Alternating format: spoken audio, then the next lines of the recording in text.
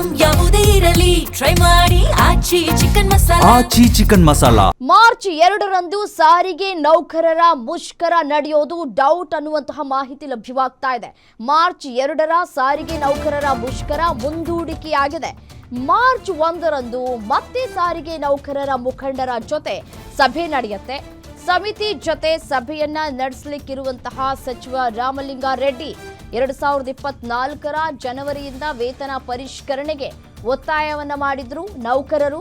ಸಭೆ ಬಳಿಕ ಮಾರ್ಚ್ 2ರಂದು ಮುಷ್ಕರವನ್ನ ಮುಂದೂಡೋದಕ್ಕೆ ತೀರ್ಮಾನವನ್ನ ಮಾಡಲಾಗ್ತಾ ಇದೆ. ಸದ್ಯಕ್ಕೆ ಬಜೆಟ್ ಮಂಡನೆಯ ಬಳಿಕ ಮುಷ್ಕರವನ್ನ ನಡೆಸೋದಕ್ಕೆ ನೌಕರರು ತೀರ್ಮಾನವನ್ನ ಕೈಗೊಂಡಂತೆ ಕಾಣಿಸ್ತಾ ಇದೆ. ಯಾಕೆಂದ್ರೆ ಬಜೆಟ್ ಅಧಿವೇಶನ ಇದೆ, ಬಜೆಟ್ನಲ್ಲಿ ಏನಾದರೂ ಘೋಷಣೆ ಮಾಡ್ತಾರಾ ಅನ್ನುವಂತಹ ಒಂದಷ್ಟು ಎಕ್ಸ್ಪೆಕ್ಟೇಷನ್ಸ್ಗಳನ್ನ ಇಟ್ಕೊಂಡಿದ್ದಾರೆ.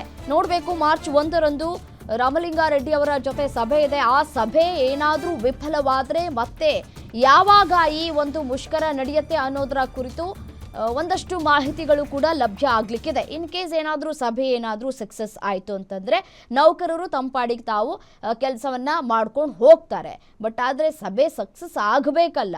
ಈ ಹಿಂದೆ ಕೂಡ ಸಭೆಯನ್ನು ಕರೆದಿದ್ರು, ಆ ಸಭೆ ಸಕ್ಸಸ್ ಆಗಿರಲಿಲ್ಲ.